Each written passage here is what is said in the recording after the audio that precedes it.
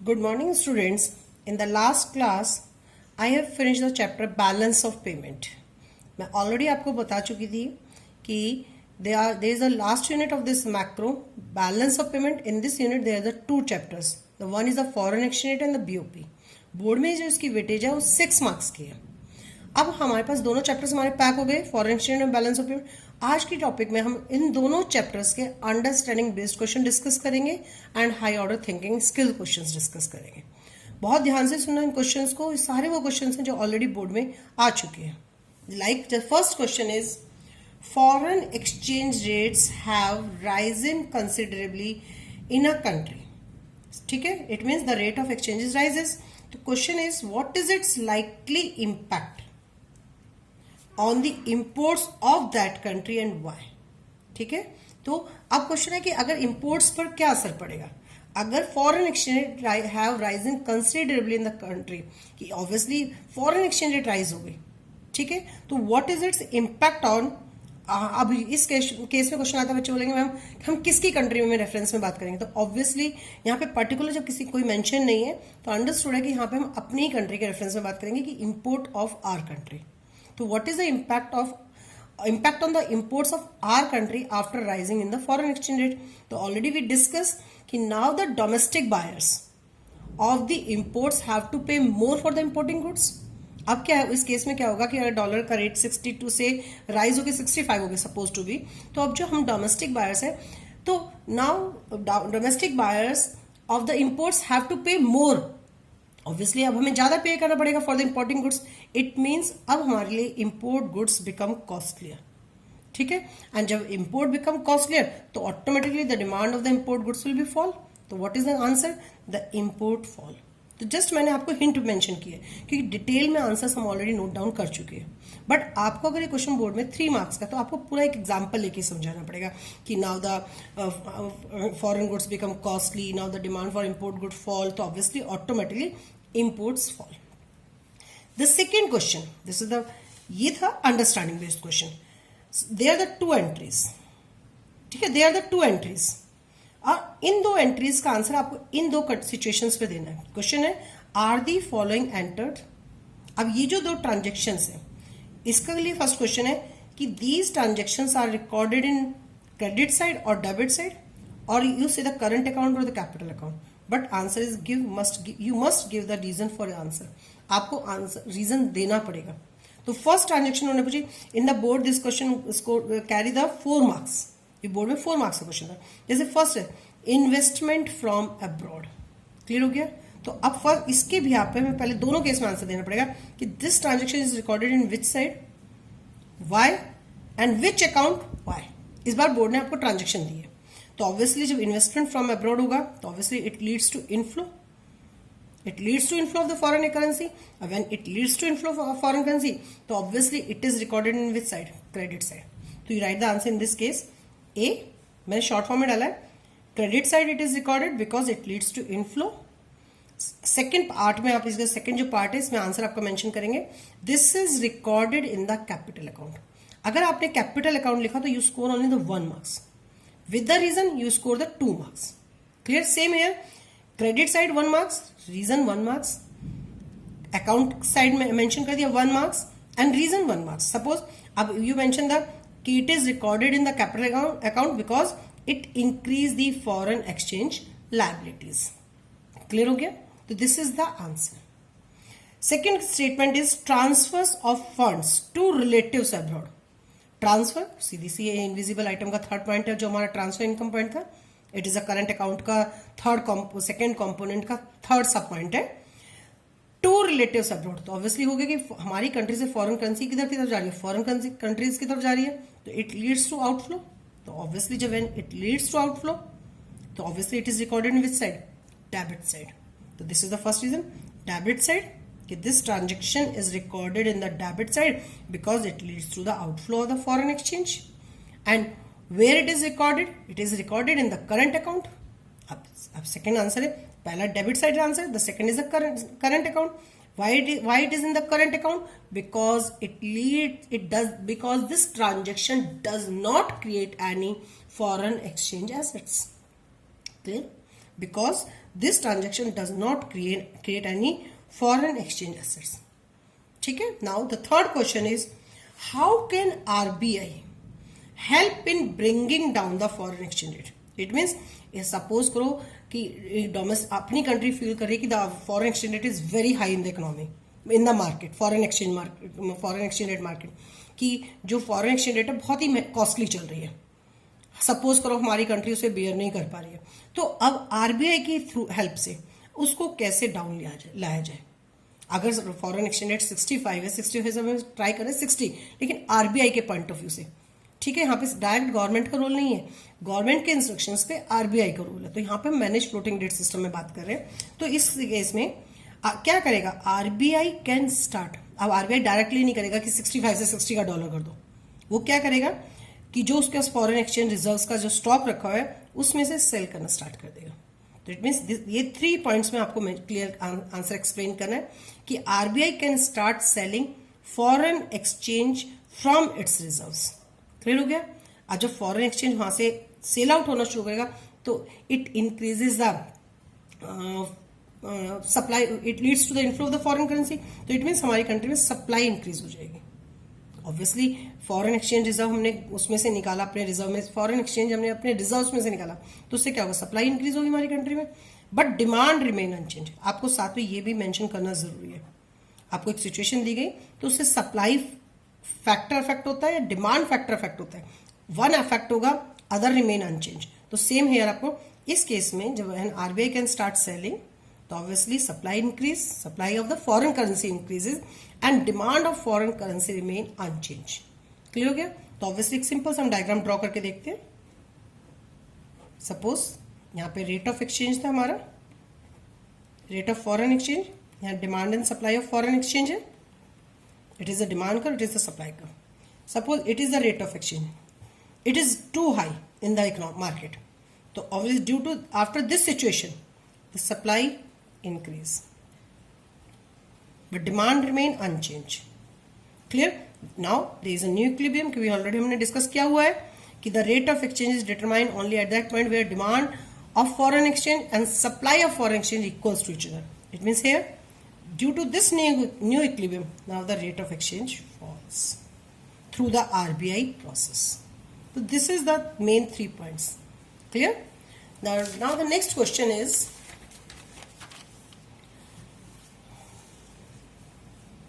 how are exports affected by depreciation of foreign currency. ध्यान से देखना, इम्पैक्ट पूछा उन्होंने एक्सपोर्ट्स पे, लेकिन इस बार हमारी करेंसी डेप्रीशिएट नहीं हुई, the depreciation of foreign currency. इसलिए मेरी आपसे रिक्वेस्ट है first you read the question carefully. अब इसमें मैक्सिमम स्टूडेंट्स क्या मिस्टेक्स करते हैं, वो फटाफट डेप्रीशिएशन पढ़ेंगे, वो ये नहीं देखेंगे ऑफ फॉरेन करेंसी या डेप्रीशिएशन ऑफ अ करेंसी. अगर सिंपल आता है depreciation of a currency, clear हो गया, तो अंडरस्टूड रेफरेंस से हम अपनी कंट्री के रेफरेंस में पढ़ेंगे. लेकिन यहाँ पे ऑलरेडी गिवन है कि इस समय इस सिचुएशन में जो करेंसी डेप्रीशिएट हुई है वो तो फॉरेन कंट्रीज हुई है. तो but what will the impact on the exports, exports हमारे हैं यहाँ पे. तो what is the impact on the exports of our country is the depreciation of the foreign currency. So it means depreciation of foreign currency means fall in foreign exchange rate. Clear हो गया. It means foreign buyers will now get less amount of goods from the domestic market. Clear हो गया. अब उनको हमारी country से वो पे तो उतना ही कर रहे हैं, लेकिन हमारी कंट्री से उन्हें लेस अमाउंट मिल रही है क्योंकि उनकी करेंसी डेप्रीशिएट हुई है. इन दिस सिचुएशन तो क्लियर है, it means foreign buyers, domestic buyers नहीं, foreign buyers will now get the less amount of goods from the domestic economy by paying the same amount. Amount उन्हें अभी भी just उतना ही पे करना पड़ रहा है, लेकिन they purchase only the less amount. तो in case export become costly for them. When export costly तो हमारी they purchase the less amount. जब लेस अमाउंट परचेज करेंगे तो ऑब्वियसली हमारी कंट्री के एक्सपोर्ट्स क्या हो जाएंगे, फॉल हो जाएंगे. Clear. Now the next question is, there the two statement दिए, दो सिचुएशन दिए हमारी इकोनॉमी की conditions. In what is the impact on the BOP of these transactions? What will be the effect of the following on the balance of payment? कि ये दो transactions हैं, इनका बैलेंस ऑफ पेमेंट पे क्या असर पड़ेगा. तो जैसे हमारी मोदी जी ने योजना चलाई थी मेक इन इंडिया प्रोग्राम, तो उसमें क्या था कि अपनी कंट्री में, अपनी डोमेस्टिक इकोनॉमी में मैक्सिमम गुड्स का प्रोडक्शन किया जाए। तो ऑब्वियसली एक तो इससे हमारे इंपोर्ट्स कम हो गए थे, नेक्स्ट अदरवाइज इससे हमारे एक्सपोर्ट्स भी थोड़े से इंक्रीज हुए थे। तो इस ट्रांजेक्शन के बाद आफ्टर दिस योजना what will impact on the BOP? तो दिस योजना will bring foreign capital into India. Obviously ये सक्सेस हुई, इससे हमारी कंट्री में फॉरेन कैपिटल इंक्रीज हुई। जब फॉरेन कैपिटल इंक्रीज होगी it means credit portion increase हो रहा है, डेबिट कांस्टेंट है, तो obviously it will improve the balance of payment. आप सीधा यहाँ पे आंसर डिक्लेरेशन नहीं करेंगे कि now BOP is surplus. BOP surplus after calculation declare होगा। जो लास्ट में कैलकुलेशन आती है कि it is in positive sign, it is in negative sign, तो हम बोलते हैं बीओपी इन सरप्लस और डेफिसिट। यहाँ पे अभी हमारे पास कोई कैलकुलेशन नहीं है, जस्ट है कि इनफ्लो हमारी मतलब क्रेडिट साइड इंक्रीज हो रहा है, इनफ्लो इंक्रीज हो रहा है फॉरेन कैपिटल का। तो obviously now BOP becomes in the improvement situation, favourable situation in the economy. तो it will improve balance of payment या it is in the favourable word भी आप यूज कर सकते हो। इंपोर्ट ऑफ पल्सेस, तो ऑब्वियसली जब हम पल्सेस को इंपोर्ट करेंगे ऑब्वियसली तो हमें पे करनी पड़ेगी फॉरेन करेंसी। ऑब्वियसली अंडरस्टूड है कि after the import of pulses you must pay the foreign currency. जब फॉरेन करेंसी पे करेंगे it means it leads to outflow of the foreign exchange. तो इट मीन्स इधर डेबिट साइड का amount बढ़ रहा है, और जब डेबिट साइड का अमाउंट बढ़ेगा क्रेडिट साइड कांस्टेंट है, तो obviously it will have the adverse effect on the balance of payment. तो यहाँ पे डेफिसिट वर्ड शो नहीं करेंगे, यहाँ पे एडवर्स मेंशन करेंगे या अनफेवरेबल वर्ड मेंशन करेंगे। यहाँ पे आप सरप्लस नहीं लिखेंगे, यहाँ पे इंप्रूव लिखेंगे, या फिर आप यहाँ पे फेवरेबल भी मेंशन कर सकते हैं। Now the next question is Indian investors borrow from abroad. आपको एक ट्रांजेक्शन बता दी, स्टेटमेंट बता दिया कि हमारी कंट्री जो इन्वेस्टर्स है they borrow from abroad for the investment purpose. अब on the behalf of this statement answer the following question. Number 1, in which sub account and on which side of BOP account will this borrowing be recorded? कि जो borrowing transaction है it is recorded in which account and which side. ठीक है, answer for this answer board gave the 4 marks. Same this side 1 marks, reason 1 marks, this account 1 marks and reason 1 marks. Next is explain what is the impact of this borrowing on the exchange rate. फिर इन्होंने दोनों chapters को मर्ज कर दिया। इधर ये question आ गया इनका बैलेंस ऑफ पेमेंट के बिहाफ पर, ये आंसर क्वेश्चन आ गया इनका फॉरेन एक्सचेंज रेट के बिहाफ पर। दोनों चैप्टर्स को मर्ज करके इन्होंने बोर्ड में 6 मार्क्स का क्वेश्चन पूछा था। This question carry the 6 marks. First statement के लिए 4 मार्क्स, सेकंड स्टेटमेंट के लिए 2 मार्क्स। तो हम बात करते हैं Indian investors borrow from abroad, तो obviously in which account? Obviously in the capital account. This is recorded in the capital account because it increase the foreign exchange liability. आपको बस इतना मेंशन करना है, कुछ नहीं है। 1 मार्क्स आपको यहाँ मिलेंगे, 1 मार्क्स आपको यहाँ मिलेंगे। नेक्स्ट पार्ट में इसने पूछा विच इज विच साइड, तो obviously credit side because it bring in foreign exchange into the India. Obviously after this transaction हमारी कंट्री में फॉरेन करेंसी आ रही है, या और यू आप सीधा मेंशन कर सकते हैं it leads to inflow of foreign exchange, जैसे आपको बेटर लगता है। क्लियर? नेक्स्ट है इसी का पार्ट था एक्सप्लेन कि अगर हमारी कंट्री के इन्वेस्टर्स बोरो कर रहे हैं, ठीक है, तो what will impact of this borrowing on the exchange rate. तो ऑब्वियसली जब बोरो करेंगे तो borrowing leads to inflow of foreign exchange. Obviously borrow किया तो हमारी कंट्री में फॉरेन करेंसी आई, अभी हमने लिखा it is recorded in the credit side. Clear? तो ऑब्वियसली जब फॉरेन करेंसी आएगी तो it mean supply curve affect होगा, तो supply curve shift rightward, but same है demand for foreign exchange remaining unchange. ये आपको मेंशन करना साथ में जरूरी है। एक फैक्टर चेंज हुआ, अदर फैक्टर हमारा कांस्टेंट है, तो now the foreign exchange rate is likely to fall. Clear हो गया? After the borrowings inflow of foreign exchange rise, it means supply curve shift rightward but demand remain unchanged. Now obviously the rate of exchange starts fall. The next one, what will be the impact on the expenditure of an American citizen? हमारी country का citizen नहीं है, American citizen है, उसके total expenditure पर क्या impact है? What will be the impact on the expenditure of an American citizen who came to India? American India आया है for the medical treatment if foreign exchange rises. If the suppose example the dollar rate is rises from 60 to 65, American हमारी country में आया है, foreign exchange rate rise हो चुकी है, तो what is its impact on the total expenditure. तो इस केस में सीधा से सिंपल है, इसका मतलब फॉरेन अमेरिकन को अब हमारी कंट्री में मेडिकल सर्विसेज क्या लग रही हैं, चीप पड़ेंगी। क्लियर हो गया? It means for the American purchasing power will increase, क्योंकि अब उसको उतने सेम अमाउंट में ज्यादा सर्विसेज मिल रही हैं। तो नाउ ही हैज टू पे the less foreign currency for medical treatment in India. ठीक है, वो लेस अमाउंट पे कर रहा है लेकिन उसको मेडिकल फैसिलिटीज उतनी उससे ज्यादा ही मिल रही है। तो इट मीन्स अब उसके लिए हमारी कंट्री की जो सर्विसेज है चीप हो गई है। तो now in this case expenditure on medical treatment in India will decrease, उसका टोटल एक्सपेंडिचर डिक्रीज हो जाएगा। द नेक्स्ट क्वेश्चन, ये लास्ट ईयर ही बोर्ड में आया, ये लास्ट ईयर का बोर्ड का क्वेश्चन है 2019 का। क्लियर? डिफाइन ट्रेड सरप्लस, तो ऑब्वियसली हमने ऑलरेडी क्लियर किया था। When the exports of goods are greater than the are greater than the imports of goods. Once again, when the exports of goods are greater than the imports of goods, that is a trade surplus. जब clear हो गया, क्योंकि इसमें students जल्दबाजी में क्या करेंगे, when the exports of goods and services mention कर देंगे। Please don't mention the services word. How is it different from the current account surplus? तो trade surplus is a part of the current account surplus. ठीक है, क्योंकि current account में we take the visible items and the invisible items. आपको याद है कि current account में we take the both item, goods, visible item and invisible item. यहां पे केवल इनविजिबल आइटम्स की बात की जा रही है। तो ट्रेड सरप्लस में we take only exports of goods is greater than imports of goods, ये मेंशन करनी है डेफिनेशन।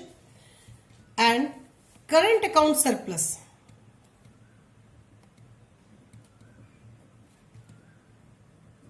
करंट अकाउंट सरप्लस में in the current account we take the both items, visible and invisible. तो यहां पे the difference between sum total of credit of current receipts, sum total of credit of current account is greater than sum total of debit of current account। Already आपने अपनी notebook में mention की हुई है, तो जस्ट उसी को हम डिफाइन कर देंगे। क्लियर? ये लास्ट का बोर्ड में आया हुआ क्वेश्चन है। The next question is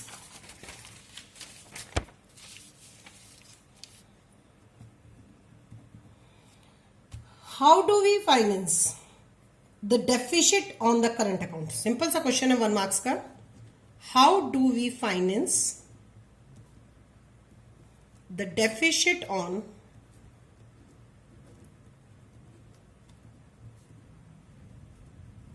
current account, deficit in the current account, BOP in case officially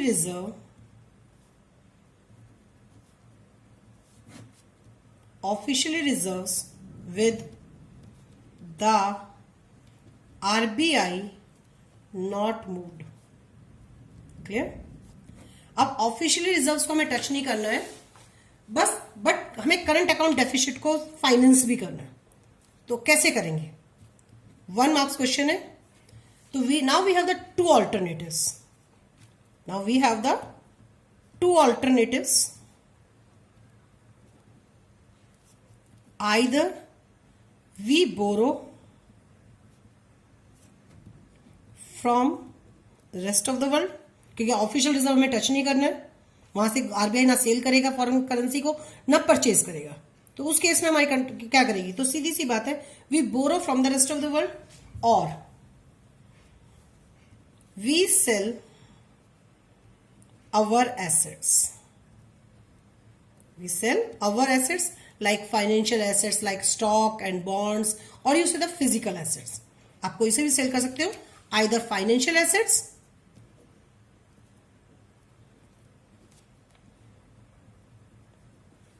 and physical assets. Shares, bonds, plant, machinery, anything. So they are the two options to finance the current account deficit. Clear? Now, the last question is, how do the deficit BOP,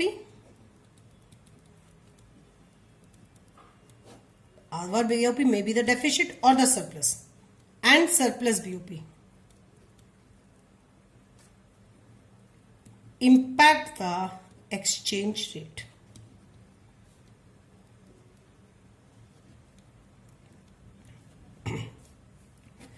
अगर हमारा BOP surplus है या deficit है तो what is it's impact on the foreign exchange rate? अब इसको आपको फिर से बहुत ध्यान से समझना है. सपोज अगर हमारा डेफिसिट बीओपी है, ठीक है, in the case of the deficit BOP, clear? तो if the balance of a country shows the deficit, तो इसमें क्या होगा? तो obviously demand for foreign exchange will increase.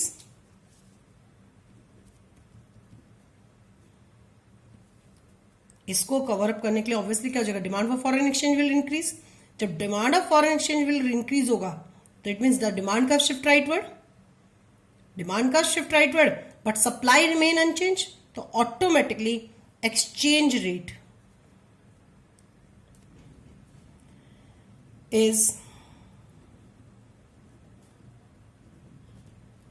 is expected to rise. If the BOP is in deficit, तो obviously demand for foreign currency will increase, but supply will remain unchanged. So obviously new equilibrium, obviously the rate, according to this, the rate of exchange will increase. According now, domestic currency will depreciate. तो जब foreign exchange rise हो जाएगी तो हमारी currency अब क्या हो जाएगी? डेप्रिशिएट हो जाएगी in relation to foreign currency. Clear?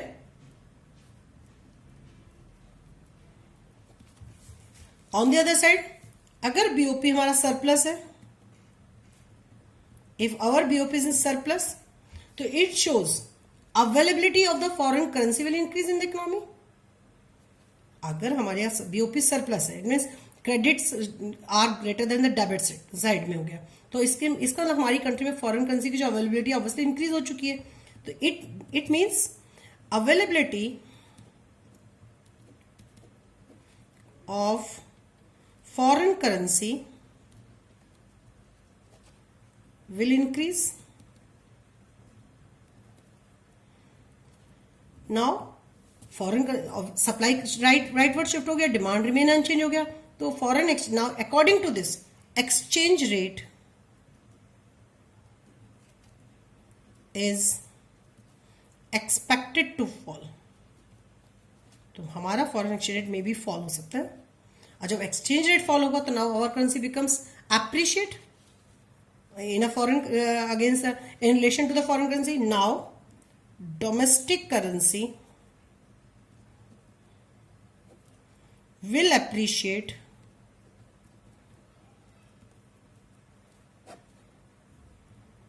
in relation to foreign currency. Clear? तो there are so many questions ऐसे एग्जाम में आते हैं.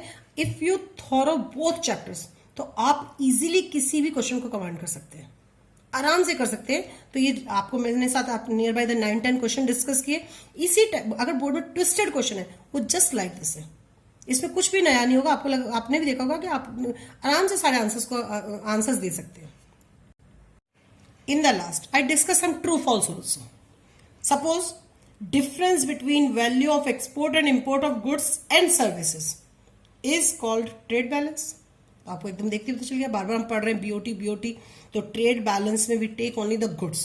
तो यहां से सर्विसेज वर्ड को हटा दो, कुछ नहीं लिखना फॉल्स. आपने बस बैलेंस ऑफ ट्रेड की डेफिनेशन लिखनी है और साथ में देख सकते हो अगर अपने आंसर को और अच्छा डालना चाहते हो कि it includes only the visible items. The second one is excess of foreign exchange receipts over the foreign exchange payments on account of accommodating transactions equals deficit in the balance of payment. इन्होंने बोला excess of foreign exchange receipts कि foreign exchange receipts अगर foreign exchange payment से ज्यादा होगी, वो भी accommodating transactions में, तो क्या वो balance deficit in balance of payment होगा? नहीं। अब इस आंसर में एक्सेस की जगह वर्ड क्या डालना पड़ेगा? डेफिसिट। कि डेफिसिट ऑफ फॉरेन, कि deficit in the balance of payment कब होता है? जब यहाँ पे फॉरेन करेंसी शॉर्टफॉल होती है रिसिप्ट फॉर्म में फॉरेन एक्सचेंज पेमेंट्स के कंपैरिजन में। तो deficit in the BOP is the excess of foreign exchange payment over the foreign exchange receipts on autonomous transactions. ये भी याद ध्यान रखना, यहाँ पे ऑटोनॉमस ट्रांजेक्शन आएगा। जो डेफिसिट बीओपी और सरप्लस बीओपी है वो ओनली जो कैलकुलेट होता है only for the autonomous transaction से होता है। तो deficit in the BOP is the excess of foreign exchange payments. यहाँ पे foreign exchange payments over the foreign once again यहाँ पे foreign exchange excess over the foreign exchange payments लिखा है। इसको सेंटेंस को मेन चेंज करना है कि excess of foreign exchange payments over the foreign exchange receipts in the autonomous transaction. Now our BOP is in the deficit. The next one, exports and import of machines are recorded in the capital account. इसमें बहुत students confuse होते हैं। Machines, यहाँ पे machine की value की हमने वो नहीं की। मशीन अभी मैंने स्टार्टिंग में भी आपको बताया था कि जब बाउंड्री क्रॉस करके कंट्री से बाहर कोई चीज जा रही है तो वो हम सब करंट अकाउंट में मेंशन करेंगे। तो ऑब्वियसली याद रखना मशीन्स की जो मशीन जो जब वर्ड मशीन आ गया it is recorded only in the current account. Clear हो गया? तो export and import of machines are recorded in the capital account? No, it is recorded in the current account. Next, current account of balance of payments record only the export and import of goods and services? No, it includes the transfer transactions also. तो transfer word, तो जब आपको current account की definition tips पे learn है तो आपको पता है कि ओनली यहाँ पे एक वर्ड मिसिंग है, transfer value, transfer receipts, transfer transactions. तो आपको बस वो एक वो वर्ड यूज करना है। The next one is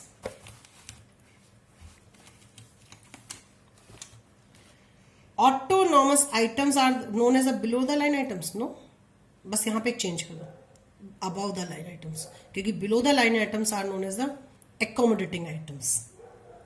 The next one, autonomous transaction take place in the capital account? No, accommodating transaction take place only in the capital account, but autonomous transaction take place in the both account, current as well as the capital.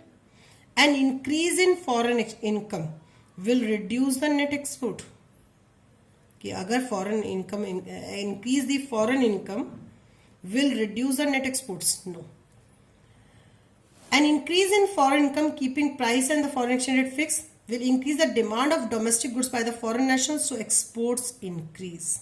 हमारी country के foreign exports क्या होंगे? इसमें increase होंगे। तो exchange rate remains fixed, imports remain unchanged, so result net export will increase. अब question है कि मैम ये what is the net export here? Net export is calculated by the export minus imports. ये national income का topic है but फिर मैं आपको एक्सप्लेन कर रही हूँ। Net export it means the difference between the export and imports. Clear हो गया? इंपोर्ट्स में हमारा कुछ असर नहीं आएगा, ओनली हमारे एक्सपोर्ट्स राइज होंगे, तो इसलिए नेट एक्सपोर्ट क्या हो जाएगा हमारा? Now the net exports will increase, क्योंकि ये पोर्शन इंक्रीज हो रहा है, ये पोर्शन हमारा एज इट इज है, there is no change in the imports. तो ऑब्वियसली नेट एक्सपोर्ट हमारे इंक्रीज होंगे, वो रिड्यूस नहीं होंगे if the foreign exchange rate rise हो जाएगी, फॉरेन इनकम राइज हो जाएगी। क्लियर हो गया? सॉरी, फॉरेन इनकम राइज होने पर there is no impact on there is net export only will be increase, no reduce. तो there are so many true false जो इस टाइप से आएंगे। इसकी क्लिप आपका स्क्रीनशॉट में आपको दे दूंगी, तो please revise this chapter thoroughly. अब हमारी 3 यूनिट्स पैक हो चुकी हैं, money banking, budget and balance of payment. After 2 days revision आपके से एक नेक्स्ट सबसे इंपॉर्टेंट यूनिट आएगी which carry the 12 marks. Okay, now next class I will start that unit.